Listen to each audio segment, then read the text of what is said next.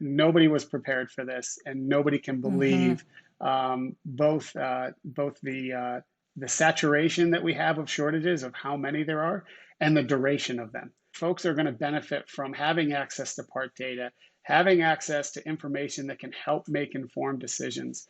And we think that that's a great place where Octopart serves an industry need. Hi, everyone. Welcome back. This is Judy Warner at OnTrack Podcast. We're glad to have you back with us this week. And this week, you're going to meet Dan Schoenfelder, who is the head of Octopart. He's going to tell you about sort of the COVID effects, the new things you can see in Octopart, and the ways that COVID has impacted their business. I think you're really going to enjoy this conversation. So lean in, enjoy. I'll see you on the other side. Welcome to Altium's OnTrack podcast, where we talk to leaders about PCB design, tackling subjects ranging from schematic capture all the way to the manufacturing floor. I'm your host, Judy Warner. Please listen in every week and subscribe on iTunes, Stitcher, and all your favorite podcast apps. And be sure to check out the show notes at altium.com/podcast, where you can find great resources and multiple ways to connect with us on social media. Well, hey, Dan, how are you? Hi, Judy. How are you? Good. I see that you're still working remote as I am. So, it feels like we're starting to get out of COVID. So, Yeah, I'm coming to you here from my home office in Denver, Colorado. well, around me, things are starting to open up. And so I wanted to reach out to you this week and find out sort of how Octopart has weathered this last 15 months. And of course, there's been a lot of distress in supply chain. And I knew you've got some new features that have come out. So I'm sure we have a lot to cover. But before we get going, why don't you talk a little bit about your background? And then just a little blurb about Octopart, and then we'll jump into our conversation. Yeah, sounds good. Thanks, Judy. I've been with Altium for just a little bit more than 4 years now. I joined to kind of lead and manage the business-facing team at Octopart. And then about 18 months ago, I took over as head of Octopart and have been in that role since that time. Prior to joining Altium, I spent several years at Aero Electronics in their digital group and Hmm. focused on businesses like their marketplace in Verical and Aero.com. And then prior to that, I was in contract manufacturing with Flex and spent some time, I call it a tour of duty, uh, uh, where I managed global supply chains for large customers and client engagements that Flex had, such as Hewlett Packard and Juniper Networks. So I like to say that I've seen this industry from several different perspectives and seats, and it gives me kind of a humble and well-rounded approach to all the different stakeholders and all the different careabouts that are out there in this industry, because the interests the interests are diverse out there, and I think it's important to understand where your collaborators, where your clients, where your customers, what are the perspective that they're bringing when they're trying to solve problems. So I like to think that I have a pretty diverse background. Well, what I hear you saying is, you've earned your stripes and you got the bruises to account for it, which is a little bit how I think of myself Yeah, too. agreed. Well, it sounds like a really interesting perspective to bring to Octopart, though, sort of seeing all the different facets because it's a complex world.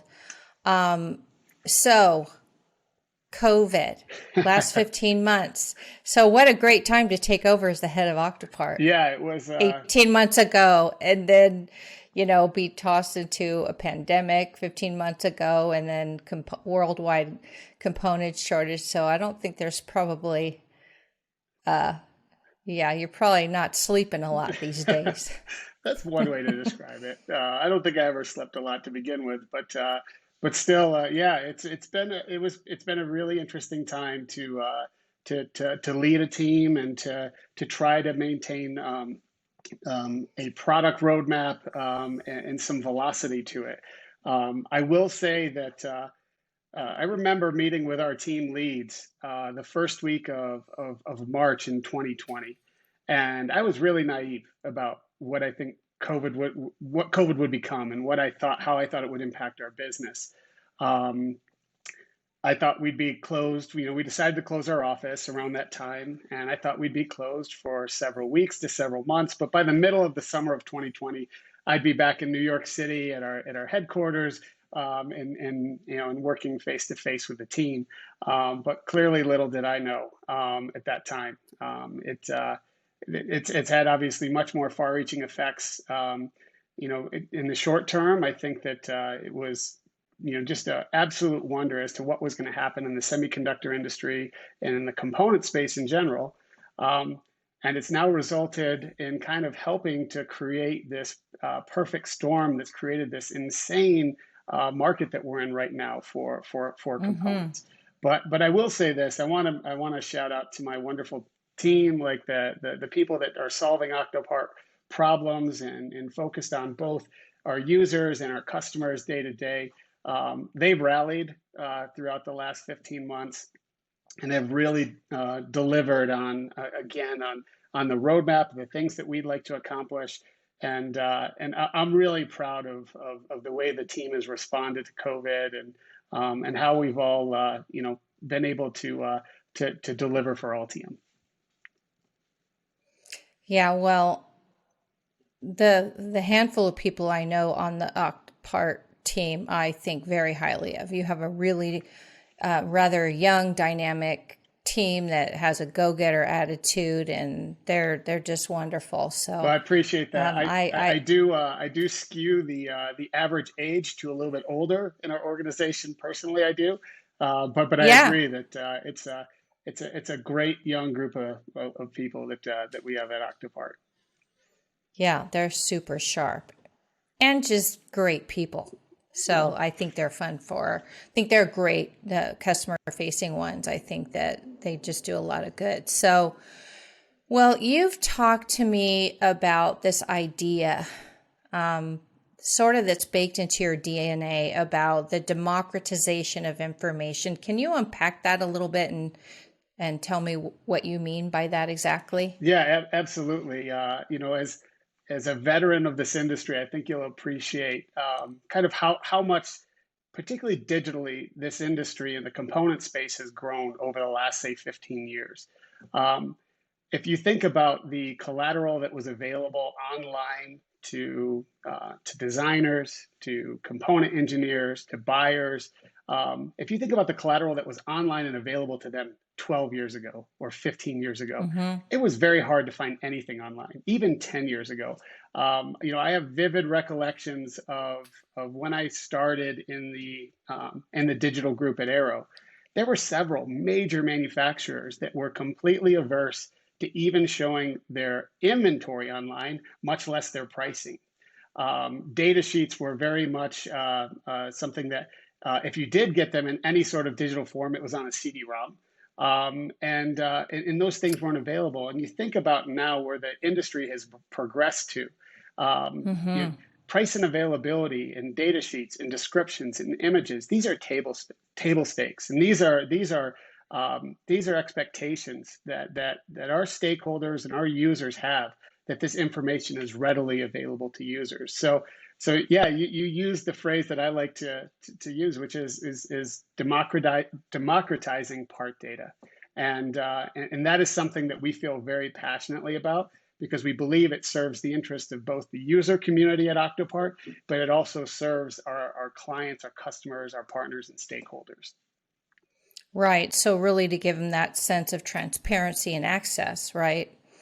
And you could get a CD-ROM and not know that was outdated one and still have it sitting on your Precisely. desk, I think just it's the information, it's access to the revision controls, and understanding not just the part data itself, but the recency of that data and having confidence in it. And I think that's something that the Octopart team is really proud of the tools that we've built, and the access that we give. There are very low barriers to entry to functioning on Octopart. You can come in anonymously and search and get a very rich history of a part, again, without having to cross very many barriers. There are some advanced features. Hopefully we'll talk about a few of them with regard to Yep. potentially our BOM tool and to CAD models. There are some features where you do need to sign in and become a registered user to take advantage of those. While free, they do require an email and a password. But by and large, most of the research that can be done at Octopart can be done for free. Yeah, that's great. Well, that's a perfect segue because that's what I wanted to ask you about next is like new features and what you've been up to in regards to advancing the trajectory of your roadmap. So why don't you tell us about the BOM tool? And I know that I think you have a parts notification feature too. So why don't you start with the enhancement of the BOM tool and what that's going to mean for, say, our listeners that access your data on a regular basis? The BOM tool at Octopart has been something that's existed it predates my tenure at Octopart. And it kind of went into a maintenance mode for a period of time. And then over the last, say, 6 to 9 months, we've really spent a lot of time trying to go back and revamp what the BOM tool is and the use cases that it satisfies and how users can interact with that BOM tool. And in a few of the updates that we've done, one that I think is really cool is we've built in a machine learning column detection tool. So historically, when you've uploaded BOMs to a BOM tool, or what users will find is you have to sort columns. You have to make potentially your manufacturer part number the first column, and move things into a certain sequence. What we've done is created a tool that now will detect the contents of each column, what the fields are, so that you don't have to do any sorting or manipulation of your files up front. You can just upload your document as it exists, and our BOM tool will automatically detect exactly what those columns are, what those headers are. There's a batch size calculator now in the new BOM tool. So not only can you see, what parts are available and how are they priced, you can do so according to the batch size that you're planning on producing. So if you want to look at price breaks that are at 1,000 pieces or price breaks that are at 10,000 pieces, our BOM tool now will calculate the pricing according to your batch size. So I think that's a really great feature.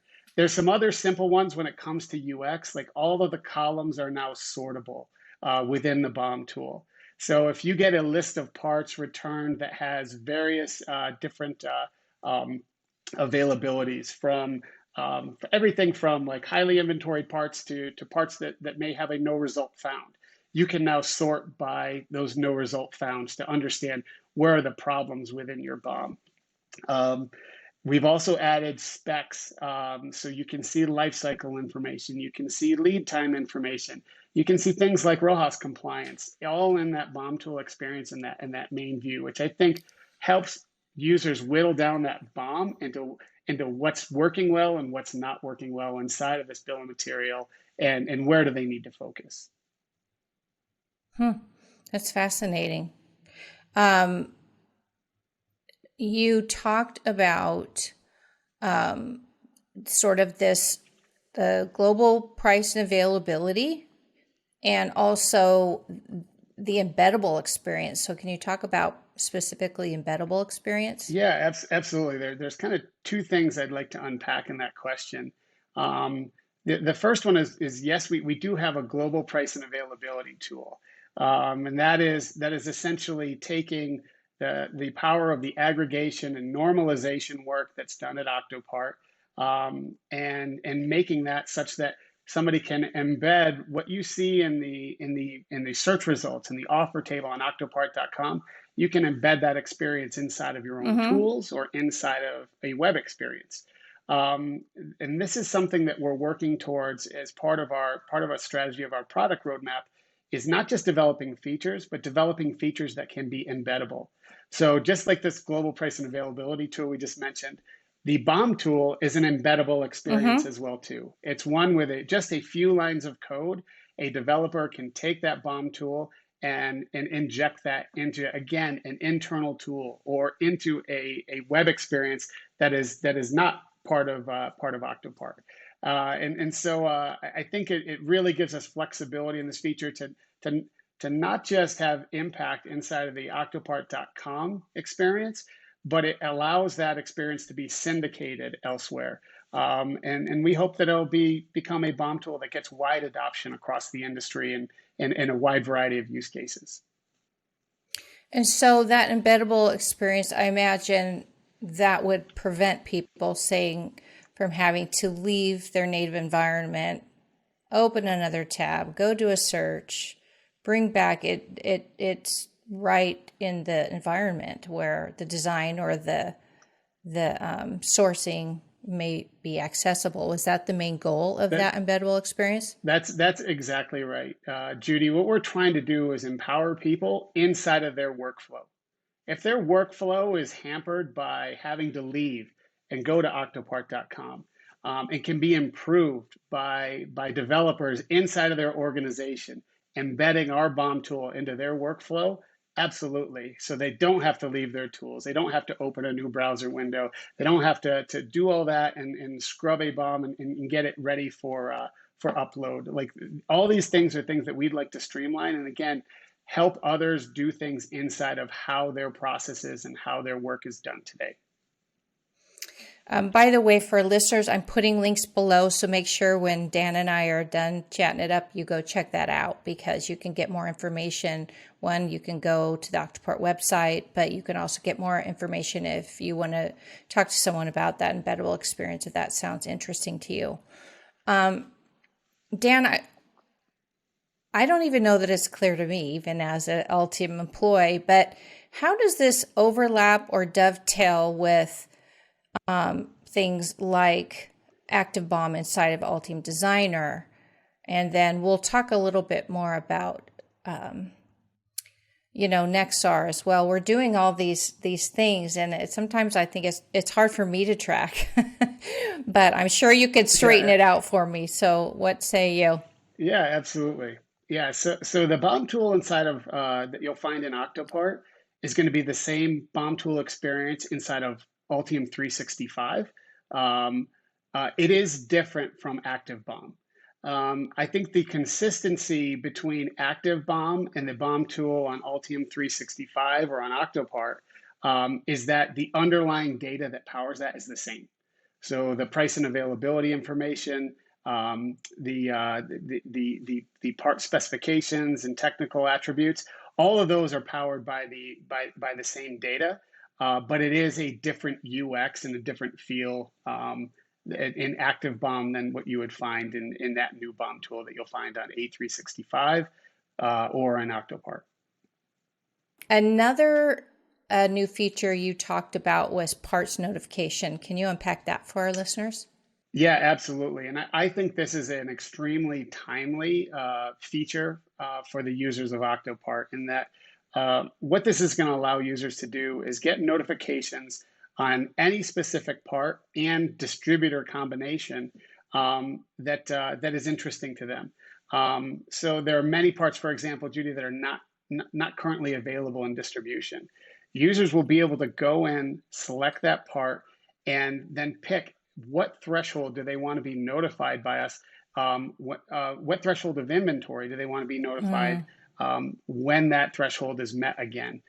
So if a part has zero inventory available across authorized distributors today, a user can go in and select the authorized distributors that are important to them and get notified when that part comes back into inventory.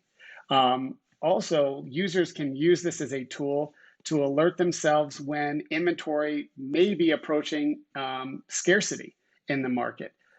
So let's say that a user wants to be identified when one of their key distributors, be it DigiKey, Arrow, or Mauser, when one of their key distributors has less than, say, 1,000 pieces in stock.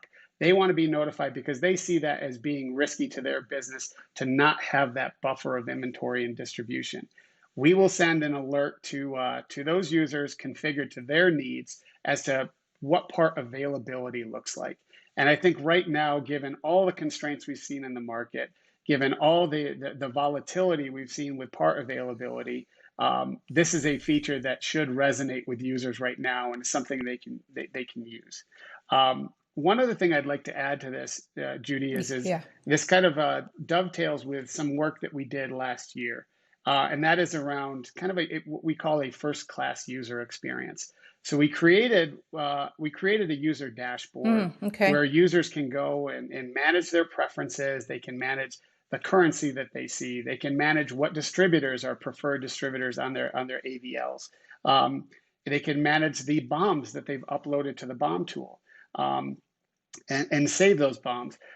They can manage the CAD model downloads that they've had as well too, and see those. But they can also can create a watch list of parts now, and with these part notifications and stock notifications to understand exactly what are the parts that they're concerned about, be it 10 parts, 50 parts, 100 parts, and create and manage that watch list from that user dashboard. It's a really friendly and simple way for users to keep up to date on all the things that they like to track in their Octopart usage. Well, that was perfect because I was finding myself wanting to ask you, how do they get notified? Now, I know that anybody can go use octopart.com for free. Is that dashboard part of your paid subscription, or how exactly does that model work? Yeah, so it's completely free, but you do have to register for an account with Octopart. So Okay. you will need to provide an email address and create a password. And we do have authentication through Google if users would like to take advantage of that. It does simplify and streamline that process, and helps manage passwords and things of that nature. But it is, to be really clear, Judy, that is not a paid feature. That is something Okay. that comes for free. Yeah.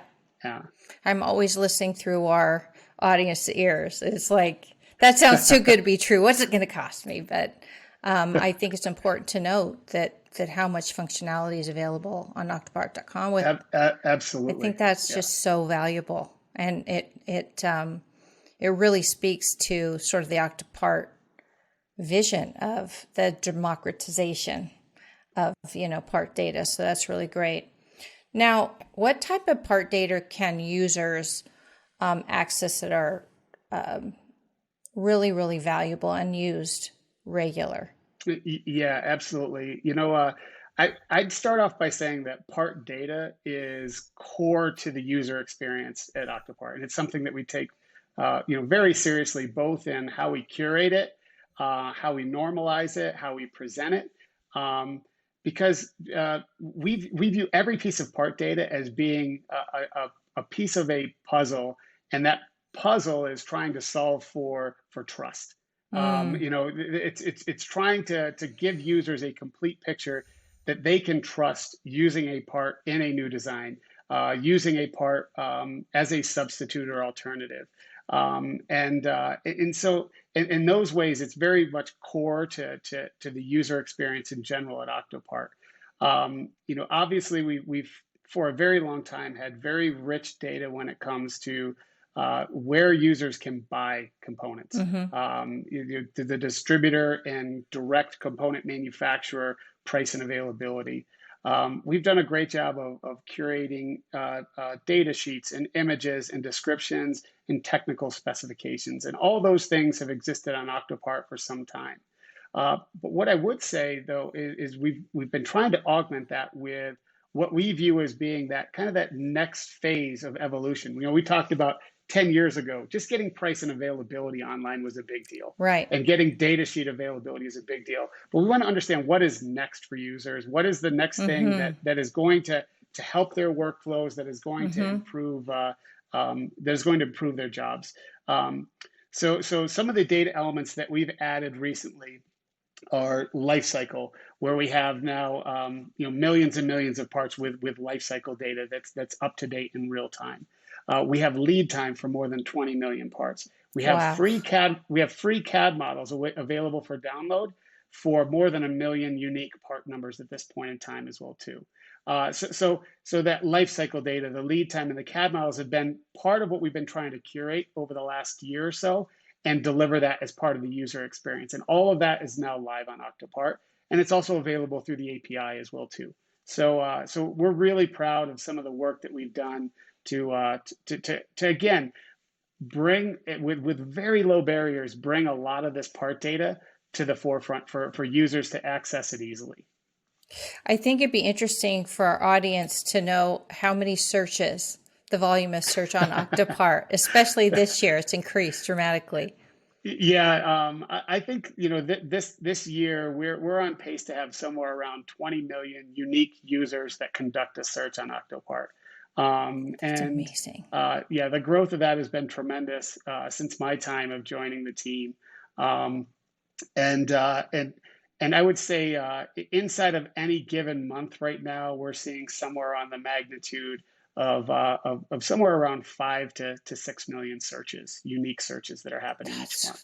That's that's Um, amazing. So that puts a lot of pressure really on your team. And you talked about the reliability of the data because if it's not good data, that really affects your customers' businesses. So can you just give us a quick, if you can do it quickly, sense of sort of how you quality control and make sure that you're yeah, yeah, putting good data into your system? absolutely. I would say it starts from the source. So we only partner with reputable sources for part information.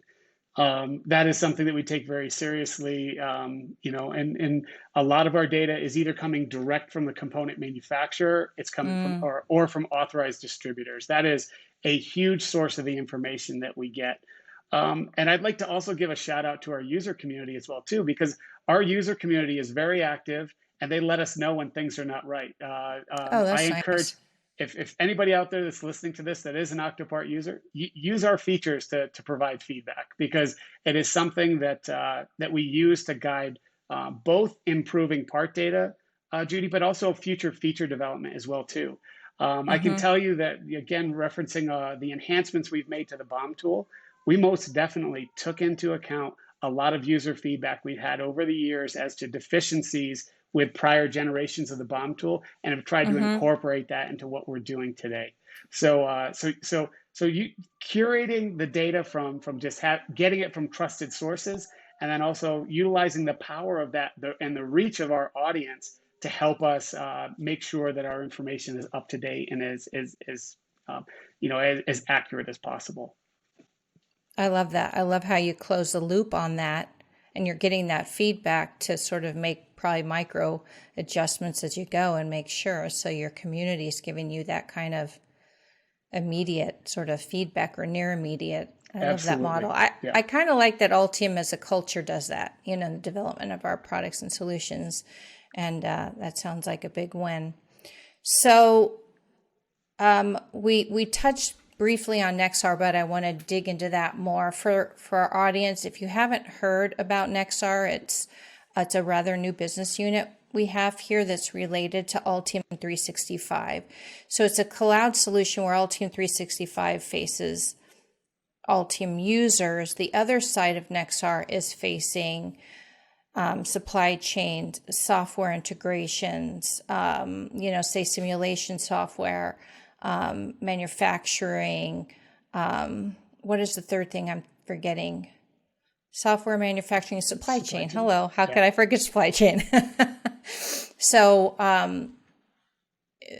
that's something you can go look on nexar.com. But I wanted to keep you in the loop while Dan and I dig into this for a moment. So tell us about Nexar and how that's related. I know we just came out with a really big, you'd mentioned, facing Altium 365. So you can tell us about what Nexar, provides to Octopart customers as well as Altium Yeah, customers. absolutely. And I want to make sure something is clear is that Octopart is part of the Nexar business unit. It is a Yep. core component of what the Nexar Mm-hmm. business unit is. And the tagline that we've been using for Nexar is that we're reinventing the business of electronics. And Mm-hmm. and and you mentioned kind of three areas or the three domains that we like to think of things in, and that is the design domain, the supply chain domain, and the manufacturing domain. And Yep. and building and designing and building electronics assemblies is nothing short of a miracle. Given the challenges that the industry has presented to the Yep. stakeholders out there, to the users out there. Um, Mm-hmm. those domains have been very separate historically, and have been something that has been a challenge to work through all those, um, and to do so seamlessly. So Mm-hmm. really, what Nexar is about at a high level is kind of fusing the data behind those domains, uh, fusing the partner networks that are important to making all of this possible, making design and realization of electronic assemblies possible.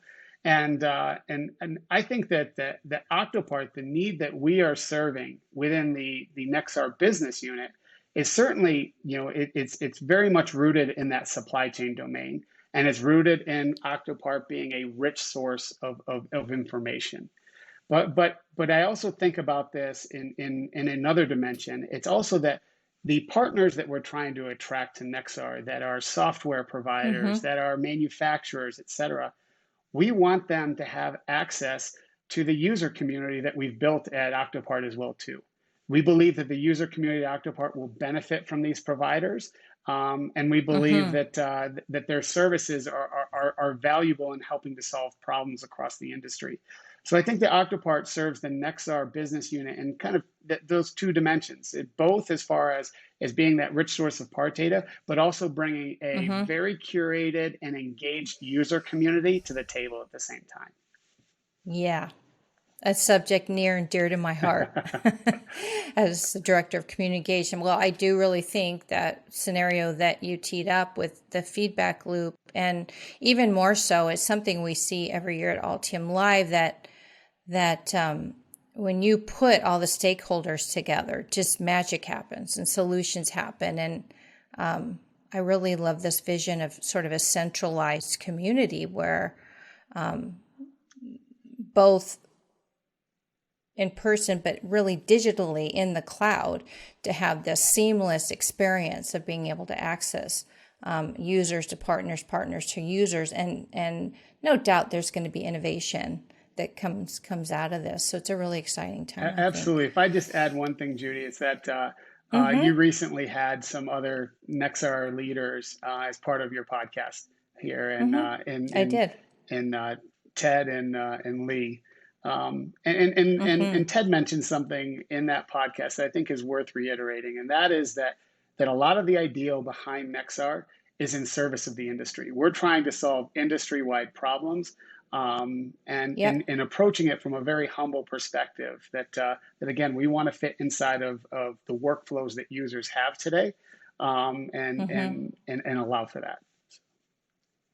Yeah, it's a really good point, and it's a powerful point that just like Octopart and other business units here at Altium, even our development team for Altium Designer, Altium 365, we're just inviting people to the party to imagine how this will work together, because there's lots that we're blind Yeah, to, right? absolutely. Historically, we've been a software developer. We don't know all the pain points of, say, EMS or fabrication or simulation. And so we're really sort of setting the table for this community, which I think is going to be a really powerful experience. So I'm really looking forward to how that sort of unfurls over the next months and years. So, um, okay, so the elephant in the room, Octopart, you're doing amazing things, amazing work here. And then, design engineers, purchasing people are hitting this wall of shortages. So, can you give us, I'm sure your team always has just eagle eyes on these kind of trends and where we're headed. So, as of today, where would you say sort of the state of the industry is, and component shortages, and just where are we today?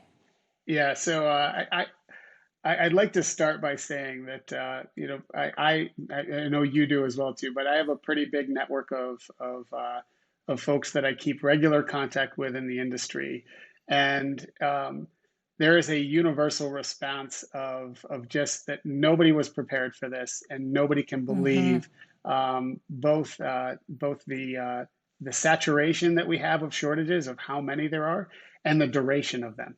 That this is something that it looks like it's going to continue for pretty long into the future.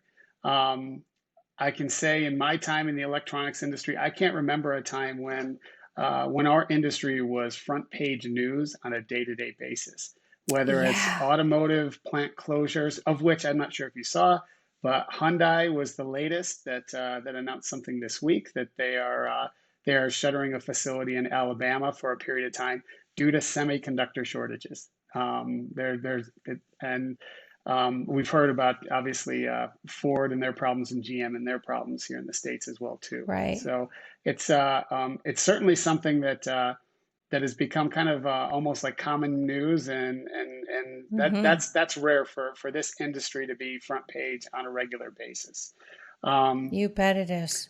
I was, you know, I've seen a lot of thought leadership pieces lately. I'm sure we're all paying attention to them, but the SIA, the Semiconductor Industry Association, has recently announced that they expect this trend to continue for at least the better part of another year, if not into a couple of years. And they expect semiconductor growth to be somewhere in usage of semiconductors to be up nearly 50% over the next decade. So these are trends I don't think we're going to see go away. And I don't think there's a lot of short-term relief with regard to the capacity investments that we've heard about are not going to be online and live in the near future.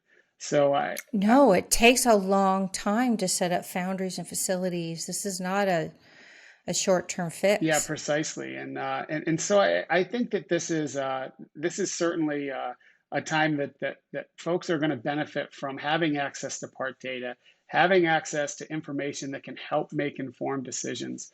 And we think that that's a great place where Octopart serves an industry need. I will say that the activity on Octopart has been absolutely unprecedented. Um, we saw nothing before maybe December of last year that would give any indication of the activity that was to come. And at this point in time, the activity on Octopart is suggesting that nothing is slowing down at this point. In fact, we see activity Mm, accelerating and continuing to accelerate around part demand and part scarcity. And that's it amazing. really is, Judy. And again, I've when I've described this to our team, I've run out of superlatives. I've run out of ways to express my surprise and my disbelief as to how did we really end up here, Yeah. so anyway, it just feels to me like at this point in time, everybody's waiting for the photo negative of what we're seeing today. We're waiting for the inevitable overcorrections that you often see in the component space. Yes. And we see no Mm-hmm. indications that is on the near term horizon. Yeah, I was talking to Chris Church from Macrofab earlier today, and he was saying that the trend in non-countable, non-refundable orders is spiking Yep, yep, because they're afraid of that backlash of people over ordering or hoarding like we did in 2018, and then be in a bad place. But it seems like the industry's mostly just saying, okay. I mean, probably not that easily, but it seems to, this trend seems to be emerging because absolutely. the risk is high. Absolutely. And I think that we're never going to get away from speculation being a big part of this industry. Um, Mm-hmm. and that is certainly something that plays a role in this. The signal that we have, though, lends us to believe that the fidelity of our signal is leading us to believe that there is very strong demand out there, and there's very large constraints Mm-hmm. when it comes to parts. And then just to make it fun, we have geopolitical stirrings all around the world and investments, and it's a messy playing field. And so I think everybody is just like, please give me a morsel of what I can expect, but I think we're all in Yeah, this yeah. You together. mix And in the volatility we're seeing in commodities pricing right now. You mix in the challenges with transportation right now, and it makes for very challenging times when it comes to realizing designs at this point. Well, before I let you go, thank you for sharing your thoughts. Before I let you go, the final point I wanted to ask you about, Dan, was what's on the horizon? What are you looking forward to without giving us any promises? What are things you and your team are looking at to tackle going forward for Octopart? Yeah, absolutely. And I'll try to keep this relatively short because I could talk for hours about this. But because there are a lot of things out there that we'd like to solve for and help our users and help our partners with. But I would say that one of the big priorities right now for us is that Octopart has historically been a source of data. And when I say that, like, we've been a source of individual data points. And we're trying to do more with our data at this point in time to provide greater insights to our user community and to our partner network in both of them. And when I say that, what I mean is we really have not editorialized data in any way. We've just presented it historically. What we're going to try to do going forward is do a better job of helping to spot trends, helping to identify for users and partners alike, what do we think is the state of the industry and what do we think is going to be impactful to somebody's day-to-day work. So I'm really excited about the work we're doing on a data front, and that the way that will be integrated with some of the features we'll be releasing later this year. The other thing I'd like to note too is that we see CAD and CAD models, schematics, symbols, footprints as being something where we haven't really made Octopart.com a destination for CAD.